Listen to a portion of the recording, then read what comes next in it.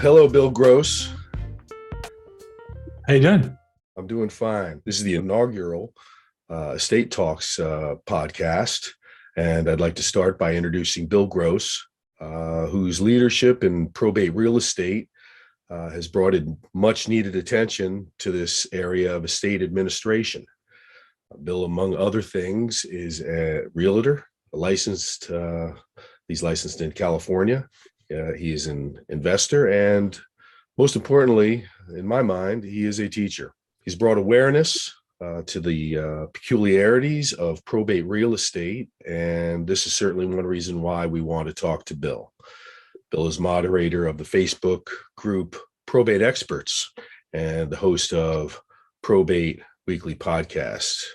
So, Bill, thank you very much for joining Estate Talks. My pleasure. Thanks for having me. I love what you guys are doing and I want to be a contributor. Thank you. Thank you very much. So just let's get right into it. Please explain the difference between a certified probate expert real estate agent and a general real estate agent. Yeah, specifically the certified probate expert is a particular designation. And there's I think it's the leading designation. There's about 4 or 5.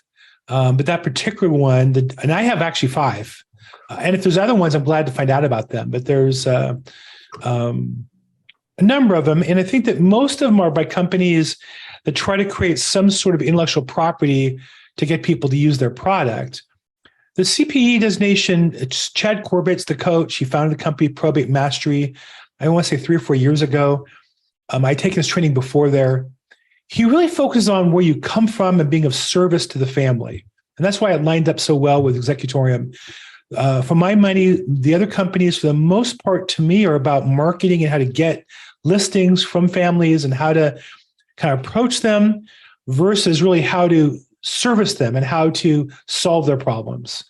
And as a CPE, we deal more with creative financing, rehabbing properties, probate advances, having an empathetic heart, listening, rather than using scripts as a salesman, more calling as a local neighbor, offering to be of assistance. So there's numerous distinctions. I think more when somebody says to me they're a probate expert, as a real estate agent, I can go in and look in the MLS and see how many houses they sold that were really in probate, and usually it's not very many.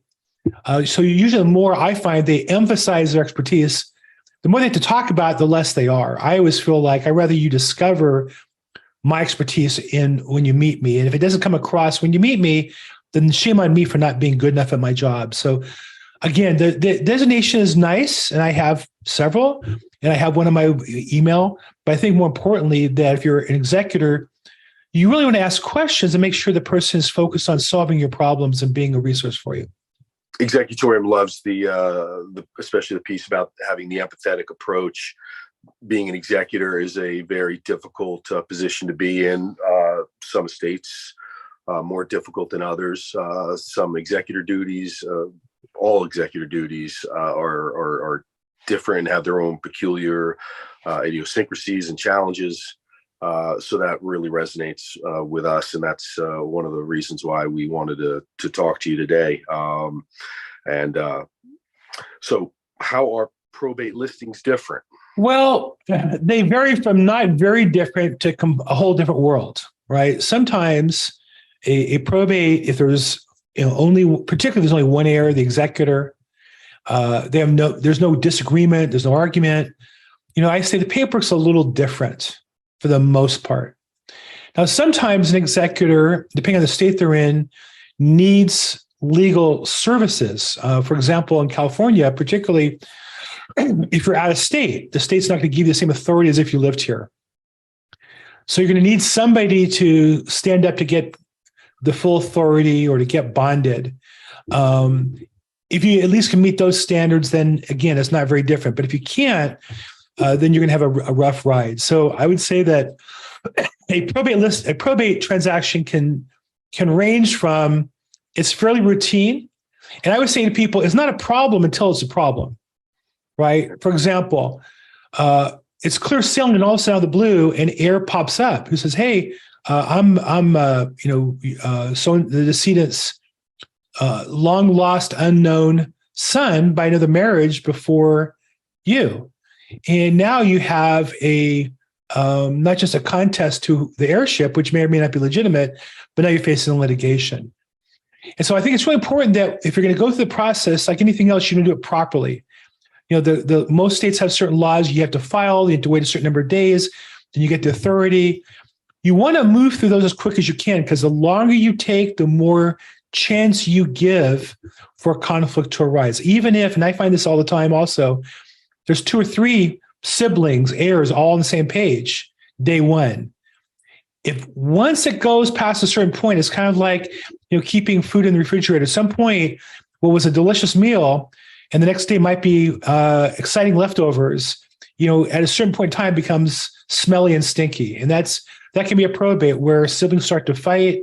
They think you're selling the house too cheap or for too much.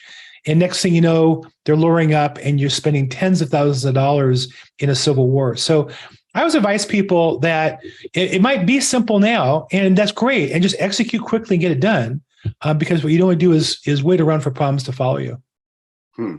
Okay, that makes a lot of sense, given my experience. And I love the food, this delicious meal the one day, and then through decreasing marginal utility, it's something we're throwing in the trash with regret.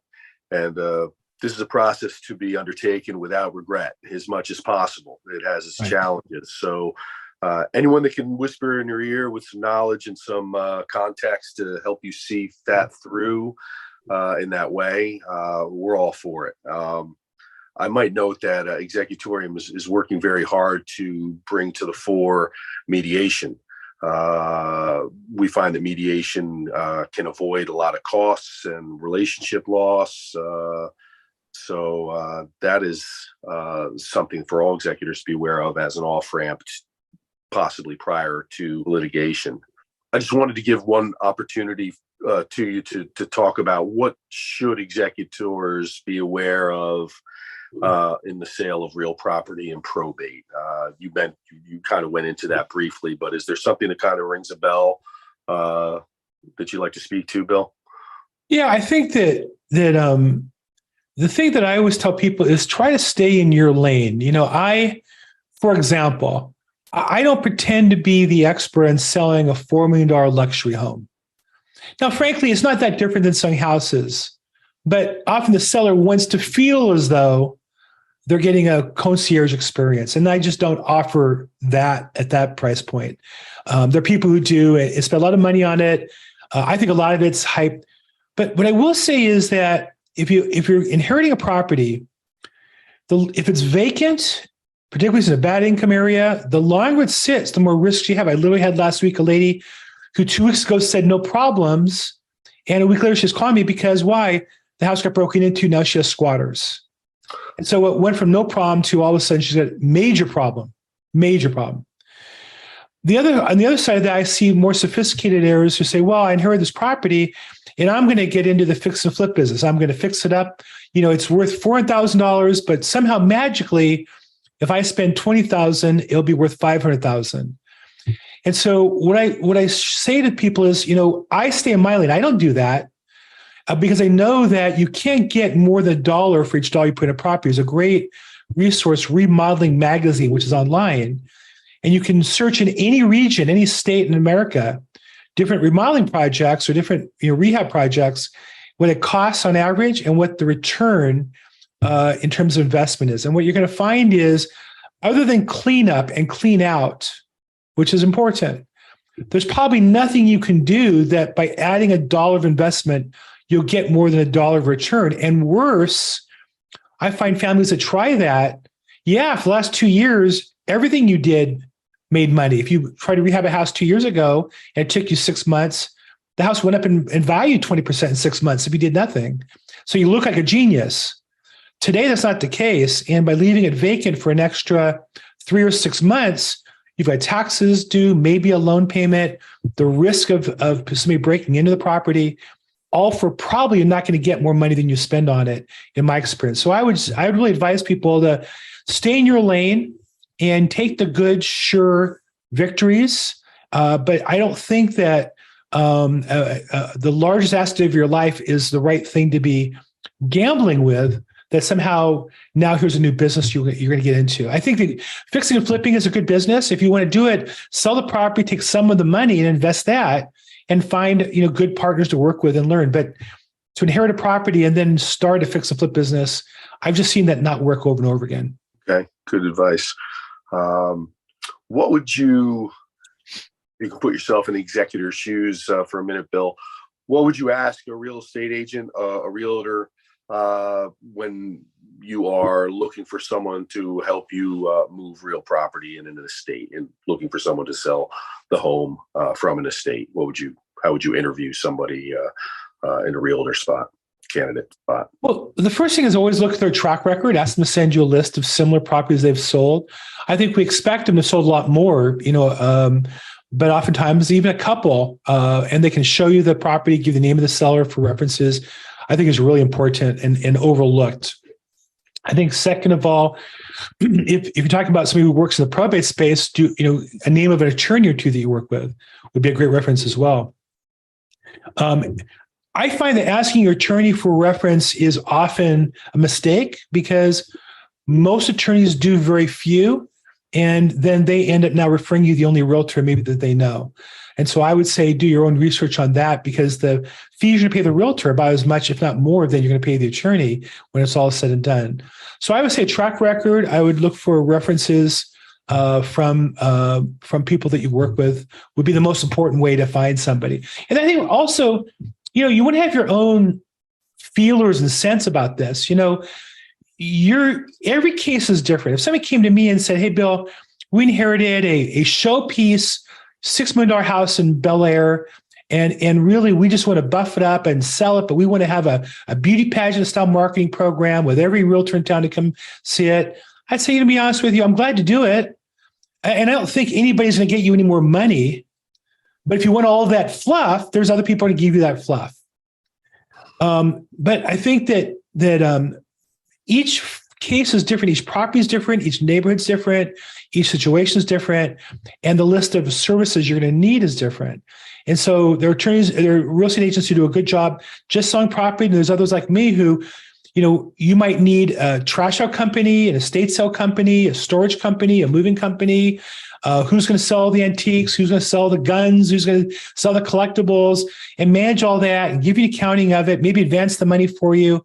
That's a different sell too. So make sure you ask questions, that you have a sense of what your game plan is, and make sure this person will help you be a partner in your game plan. The key that we want to present to Executorium as a resource, what I've presented when I interviewed George and in our interview and when I promoted on my website, is that we want to be partners. And so we want to always be adding more value in how we can help our customers get the desired outcome that they want at the end of the day. One of the strong takeaways I get from that, and I'm latching it on to a previous answer you gave, was the stay in your lane piece and asking questions. So being very clear with a candidate realtor and just defining your expectations and talking about, maybe the timing and, not letting the leftovers get to that stinky stage as an example would be something that you'd want to be as clear and transparent with your realtor as is possible, so that you can just have that transparency, get from them if they are in their lane, and that your lane and their lane are the same lane going forward with the sale of a real property. Right. But and this brings up something I'd like to clarify in my own head, and perhaps people watching may as well. The difference between a real estate agent, a real estate broker, and a realtor. Can you just briefly touch on that? Sure. So in most states, there's two levels of licensing. There's agent and there's broker. Broker can act independently and have agents work underneath them. And agents are salespeople who have to work typically for a broker or brokerage in order to do business. So in California, for example, I'm a broker. I do operate through a major national company. It's called I associate with another company.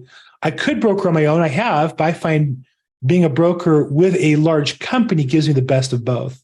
So broker versus agent is a level of authority the state gives, as well as probably education to get that. Realtor is a specific designation that means you belong to the National Association of Realtors. So that's a specific designation of membership that you belong to the National Association, which probably means you belong to the state association. And that in turn allows you to join the multiple listing service. If you're not a realtor, you can't join the multiple listing service in most venues. You can as an affiliate, but not as a realtor member. And so what that means is there are people who don't spend the money to join being realtors and save some money, but then they can only offer their customers, for the most part, a lower level of service. So as an agent, I can list your property, meaning I can agree to sell it and share it with people I know, but I can't put it on the MLS as an agent and participate. I can even list it on the MLS for a fee, but then we're not representing it as colleagues with other agents. It gets kind of complicated at that point. But I would just say in general that a realtor is somebody who belongs to the National Association of Realtors, holds to a standard of ethics, and also has more resources than somebody who's merely an agent. Okay. Multiple listing service, otherwise known as the MLS for the non-realtor. Describe what that is. Sure. So the multiple listing service really is us realtors getting together and saying, hey, I have this for sale. How about you? I have that for sale. Well, let's share that information with our groups. And that way we can all try to sell each other's listings. And so the multiple listing service really at its core is real estate agents who are realtors getting together and working together to share the listing. The biggest misconception I think customers have is they'll come to me and say, would you have a buyer for my property? I'm a listing agent. My basic business is representing families and attorneys. That's a different skill than driving people around in my car to show them property. On average, my experience is buyer's agents who drive around with buyers, you're going to make $30,000, $40,000 a year. I make 10 times that because I give valuable service to my customers, the attorneys, the executors I work with. And underneath me, I have buyer's agents who I will send out to show properties, because really driving, you get paid like an Uber driver. And showing property, you get paid like a clerk at a grocery store. But negotiating and writing contracts and making the business decisions with your client and helping them make the right strategic decisions, that's where the value as a realtor can bring to a transaction. That's what I do. Okay, excellent. Well, we're just about at the end, but I just wanted to present the opportunity to, if there's anything we missed, Certified Probate Expert, what needs to be added? What haven't we covered, if anything? Well, I think at the end of the day, you have to look for what you want and be clear on that. I think that the assumption is, oh, that's how business is done, so I have to go along with that. That's a mistake. Each executor's situation is unique. And so I think you have to think about what you want to accomplish and what resources do you need. Now, you may not know how to get them, but a partner like a certified probate expert like me should be able to help bring those resources to you. I tell people, I will either I'm the guy to solve the problem, or I'll get a guy to solve the problem, or a gal. But my job is to solve the problem. I may or may not have the right person in my Rolodex because I've done a lot of business, but just because I know a estate sale person in one area of town doesn't mean they'll work in the other area of town, or that person might be busy this month and you need them now. So you need somebody who's going to take responsibility to solve those problems with you as a partner. That's what I think as a certified probate expert, that's what I seek to do, is to say, hey, let's work together, roll up our sleeves and solve your problems, not just my problem. Very good. So thank you, Bill, for joining the first Estate Talks. Executorium's Estate Talks is another resource to help executors execute their duties and navigate the waters of estate administration, and hopefully assuage the experience of being an executor. Join us next week on Executorium's Estate Talks, where we'll talk to Lisa Croce, the Executive Director of NESA, the National Estate Sales Association. Wow. So thank you very much, Bill, for joining us. Always a pleasure and always an educational experience. Thanks so much. Appreciate it. Good luck with the program, and let me know if I can help in any way. Thank you.